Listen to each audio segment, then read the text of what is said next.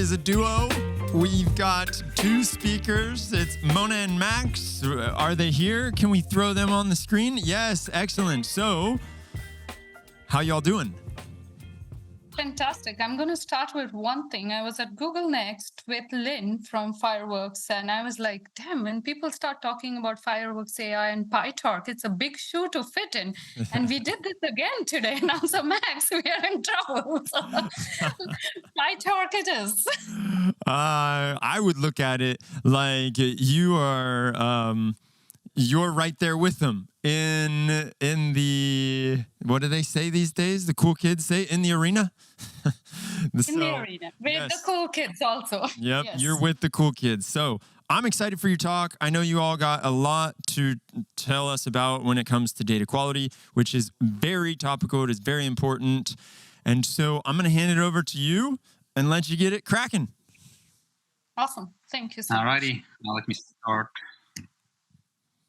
So while Max brings up the slides, first of all, thank you so much. This is really a big step. Like in an ML conference, spotlight on data quality is exactly what we want. A little bit about us. I'm Mona Rakibe, co-founder, CEO of Tellmy. Max, our CTO, is also on this call. This is the first time both of us are on the call. So this topic is really close to us.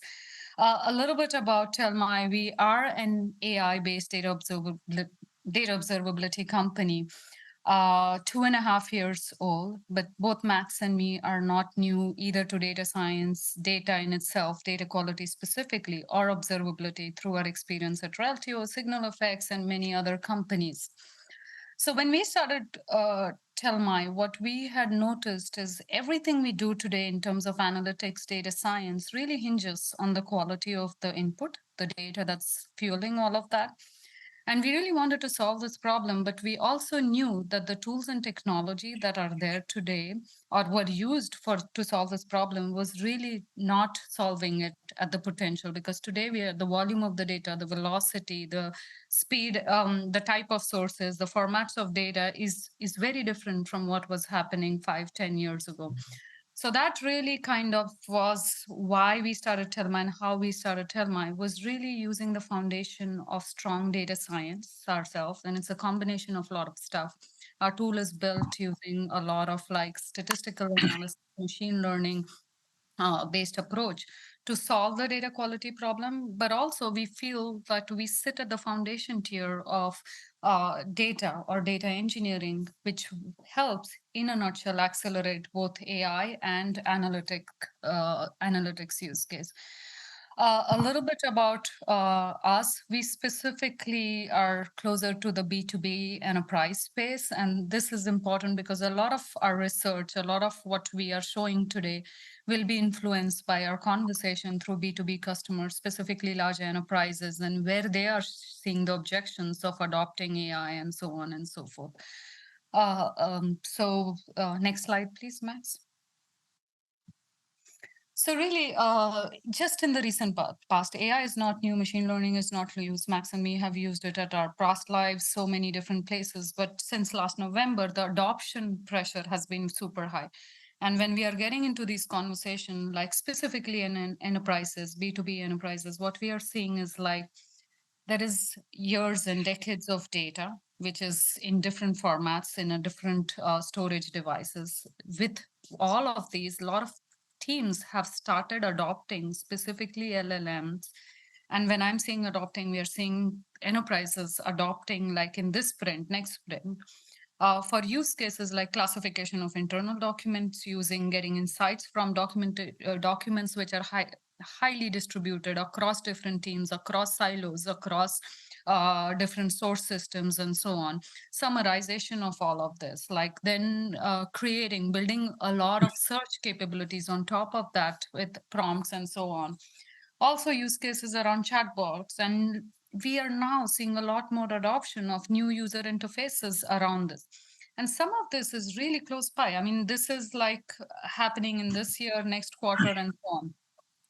So we also went ahead and asked them, so what are the top objections? And this is no news, right? We've seen the sessions today also. So what are the top objections that teams are seeing when they even adopt some of these use cases. So it really came down to three things: cost, which throughout today's sessions, we have seen ways of how you can bring down the cost, what can you do to bring the cost and optimize the cost, security, and things like that. But the last one is data quality. The input of the data heavily influences that what ROI you are getting from your large language models. And this is again, yes, today we are talking about Gen AI and LLM, but this problem has existed irrespective of LLM, irrespective of data science and machine learning, but even for simpler analytical use cases. So that's really where our focus is, the company's focus is. The focus for this specific session is Max is definitely going to show more like reality, in the light of reality. I'm doing the talking. He's going to show through examples, but really the focus on the data quality and how we can totally influence the output of machine learning based initiatives using data quality is what we want to cover today. So again, just a couple use cases, Max, if you can go. I'm not going to go detailed into the use cases, but there are adoptions of Duet AI. There is adoption of Databricks Lakehouse IQ, which we have seen across the board for the use cases that we are seeing. There's also like Copilot and other things. These are all prime time adoption. And there are challenges with a lot of different companies, specifically fine-tuning existing models. And we are going to actually showcase, and I'm going to hand over to Max, how through a very prescriptive approach and through experimentation, we have found how data quality is impacting your models. So I'll hand it over to the smart one in the room, Max, who can take this forward and show you some real metrics. Mona did a brief introduction. Okay, what's the point of this talk? And it's really, what we talked to a lot of Fortune 500 companies. And what we learned through these conversations, how adoption of LLM is going, and where the challenges are. So one, I would say, very interesting thing was to discover that pretty much everyone investing into this area, it's always almost like a copy. It's a top-down, ask from the management. We need to start doing LLMs, and good luck, go figure out what to do. Oftentimes, what companies are trying to approach is, they have a vast amount of the enterprise data which was sitting. Sometimes we are talking to companies which are like 50 years old. Vast amount of data have been sitting there. No one touched it. They're trying to make sense out of this data, through various categorization, search interfaces, chat-like, or different summarizations of all this enterprise data. And obviously, because it's such a sensitive data, they are defaulting to use open source models for various reasons, mostly privacy concerns, but also licensing constraints of open AIs. And they are running into a lot of challenges. And this is very, I would say, dangerous situation for many companies, just because a lot of success of this project depend on the quality of data is being used. And data quality is our bread and butter. Like we're dealing with data quality, with helping companies manage it and discover problems in the data all day long. And we know that there's no perfect data, but no one knows how bad the data is until they start doing something with this data. And specifically, when we talk about LLMs, it kind of magnifies the problem, because it starts including things like the cost of the model training or model fine-tuning. What most of people are doing is increasing this vast amount of garbage they're trying to throw into the model.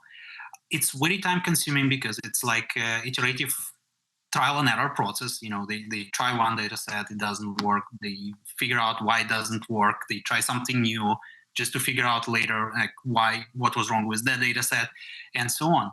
And it obviously very cost inefficient, because it accumulates a lot of infrastructure costs in the end.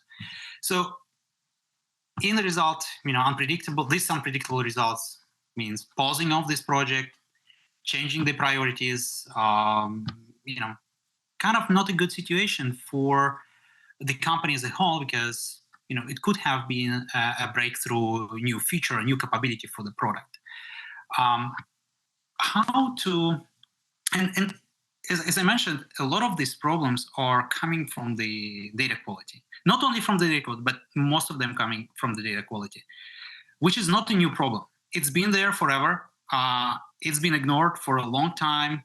Now, with the rise of, on top of data quality tools, data observability tools, we see enterprises starting to be more diligent and more investing more money and time into solving this problem.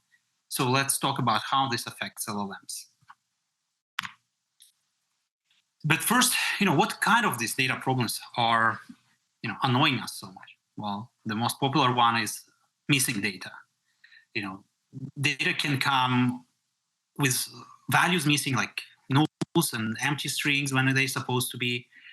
It can be imbalanced data sets. You want to do a classification task and, suddenly data from certain region is missing or very sparse versus the other regions which are overrepresented. Very common problem in the data sets. Polluted data, data which, due to human errors. Just the other day, I was talking to a customer where the problem was human salespeople, it's very, very common as well, were making errors on purpose just because how they were paid for entering the data, making duplicates and doing all sort of garbage and damage to the data, which later on, when used by data scientists, will cause all sort of problems. And more importantly, the data itself is not used directly. It's being transformed, it's being joined with other data sets, it's being enriched. And the earlier these problems are introduced, the bigger impact it will be in the end after all of those transformations and joins. Good example would be duplicate values which were in the join key, which would result in the cross product and blowing up the section of the data which was completely irrelevant. And things like that. Another typical problem that we see in the data, malformed data. Sometimes it's a human error, in the code, bugs, or just errors of entering the data, unexpected truncations of the values, inconsistent patterns, and things like that. Also affect models big time. Sometimes the data is just invalid. It doesn't conform to expectations. For example, there's a logical expectation that, if geographical area is that, the zip code should be certain format, or there should be the values should be in a certain range, and things like that. Or data can be inaccurate, which is more interesting problem is it looks right, but it just doesn't represent the reality. Sales numbers don't make sense, even though it's kind of, by looking at it with a human eye, nothing wrong with it. And finally, the stale data or outdated data. Just another example of data quality problem, right? If the data is old, it's as bad as just wrong data. So when you're trying to use such data for model training, or even more importantly, we had a bunch of really good conversations today about long chain and agents, because LLMs can also serve the data, enterprise data. For example, they can generate a query and then return the results. The serving that bad data is just as bad as like having the bad model itself, because in the end user, that's what the end user will have, right? The wrong irrelevant results. So if you're on this journey building the model, what are the challenges you have to think about? And either you're building something yourself in-house, or you're looking for a tool which will help you. But just a few things to keep in mind. First of all, is going to be integrations.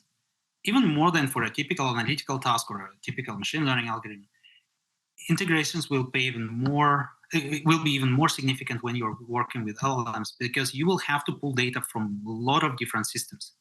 The vast amount of data. Sometimes the systems are legacy. Sometimes it's something that you cannot even query with SQL. CRMs, semi-structured data, web crawl data. We've seen a lot. Companies having their proprietary logic, extracting relevant pieces from web. Internal databases, of course, ticketing systems, for example.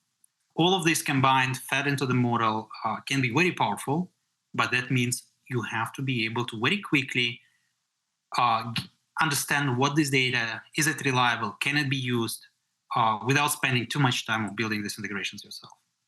On top of that, when we talk about enterprises, especially in finance or in medical environment, this data might be encrypted, like not readable at all, like at record level. You have to decrypt every record before you even look at this data. Also have to solve it somehow. And then finally, deeply hierarchical data of, this pretty much JSON structures, which is very typical when, there's a class of systems called master data management, consolidated records, which are joined and combined from, multiple hundreds of sources about the same entities of the company, let's say customer, data coming from, support system, from the sales database, from somewhere else, kind of in the single golden record. So that creates all this, very heavy structures, which also it's a golden source of this data for LLMs, but it has to be queryable, and you have to understand the quality of this data in the first place before using it. So integrations is one aspect to be very careful about. Next one will be scale. Especially when you start training model, you can use whatever tools available.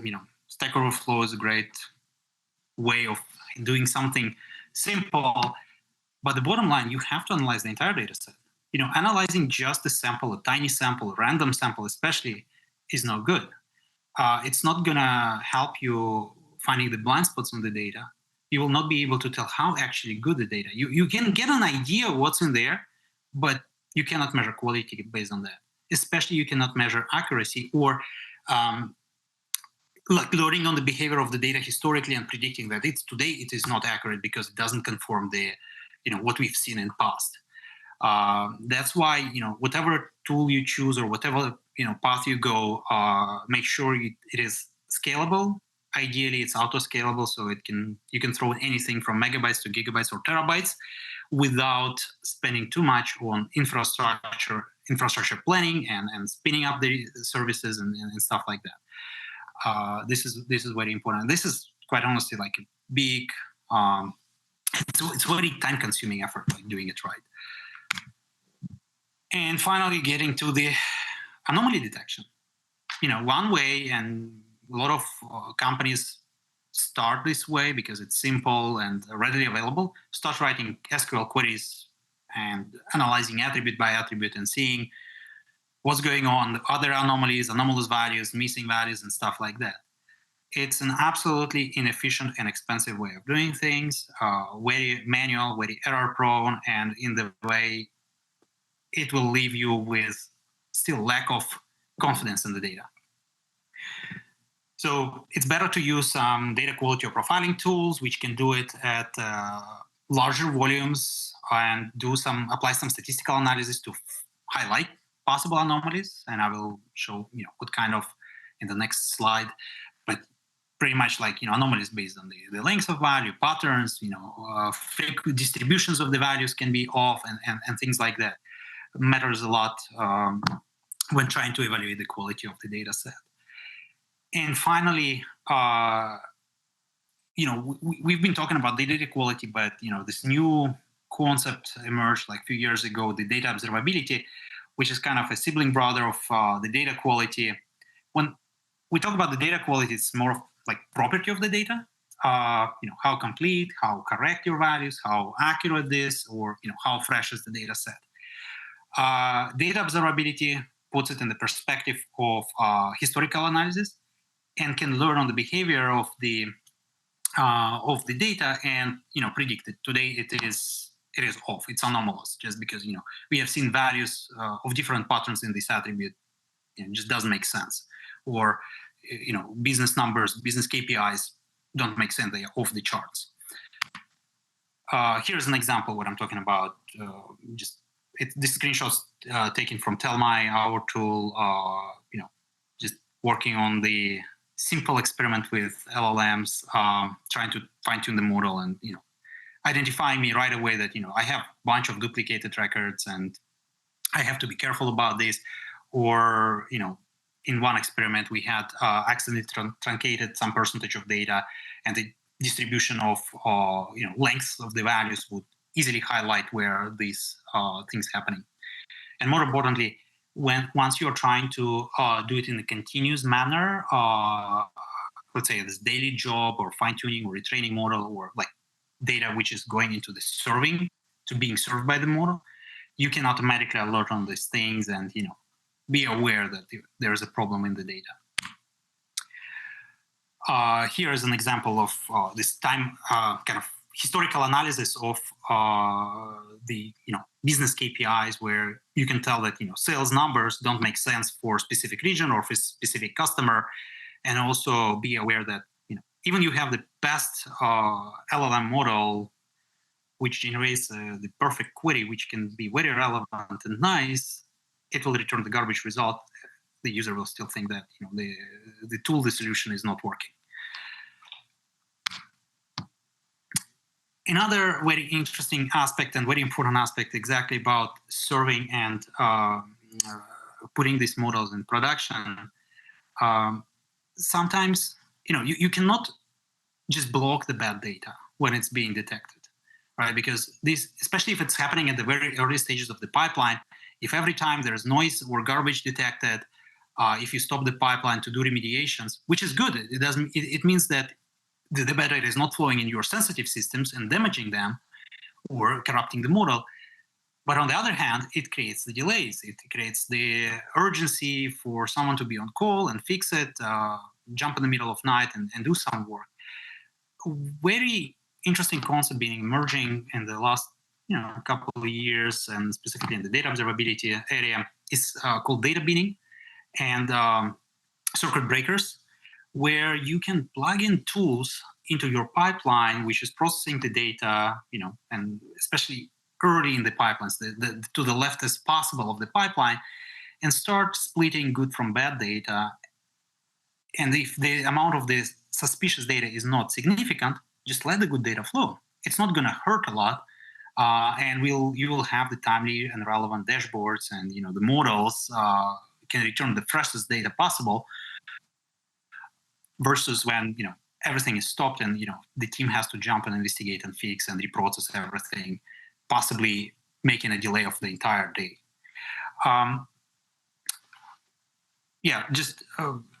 It's more of like a design partner now with the data pipelines rather than just specific tool to use. And now it's a little kind of fun example.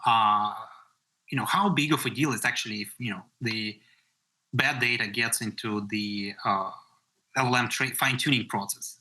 What we did is just to demonstrate the impact, and that data quality is not an afterthought in all this endeavor, but actually is a paramount. You shouldn't put it at like the very last phase. You should start with it.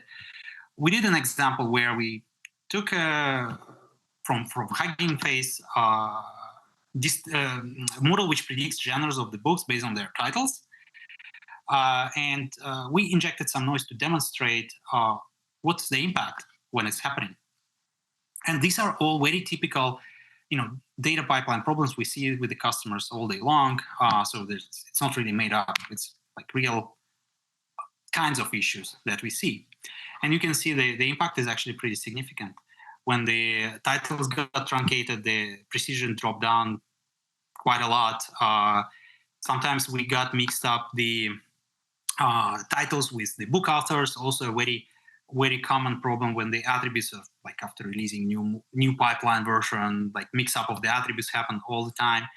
And the imbalanced training data sets, right? When the one class is overrepresented of another class, especially when it gets very significant difference between them, also impacting the models in a very negative way.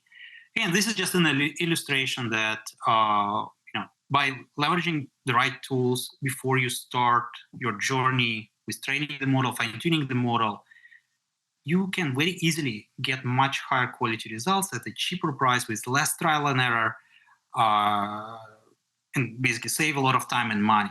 By the way, this QR code kind of is a link to the blog we wrote about this. If you want to see more details and just like explore it a little bit more with some code examples, you can follow it and if interested.